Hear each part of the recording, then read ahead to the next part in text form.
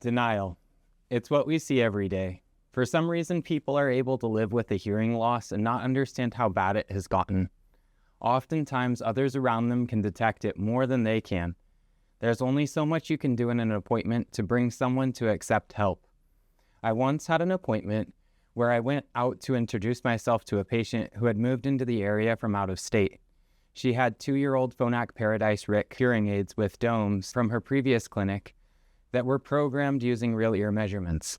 When I introduced myself as Brandon, she said Brian. I politely corrected her. After the hearing test and during the explanation, and when I proposed charging for a reprogramming, she said, "My hearing loss is not that bad. I don't really struggle." She had severe high-frequency hearing loss. She was still in denial despite all I had done and having owned hearing aids for years. At that moment, I knew nothing I was saying was sinking in because she had a wall up. The only thing I could do was to break down that wall. I then confronted her. I said, "When I greeted you today, you were wearing your hearing aids and my voice is loud and clear, but you still got my name wrong. I said Brandon and you said Brian."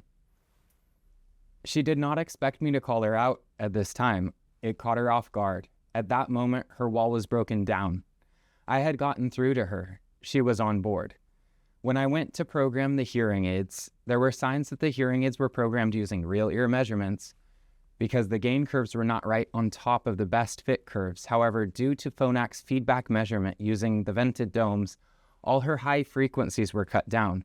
Her severe high-frequency hearing loss was not on target. I explained that ear molds would be a better choice for her, but that I would be able to follow the dome recommendations in the software and change the domes from the vented to double domes to achieve the power required in the high pitches to reach the target without feedback measurement cutting out her highs. This is normal. Even when providers are running real ear measurements, they lose the bigger picture and wonder why the patient isn't hearing clearly. It is a good time to educate the patient on what you see that could be done to improve their hearing aids. When they understand your logic behind the decisions you make, they are part of the process and begin to trust you.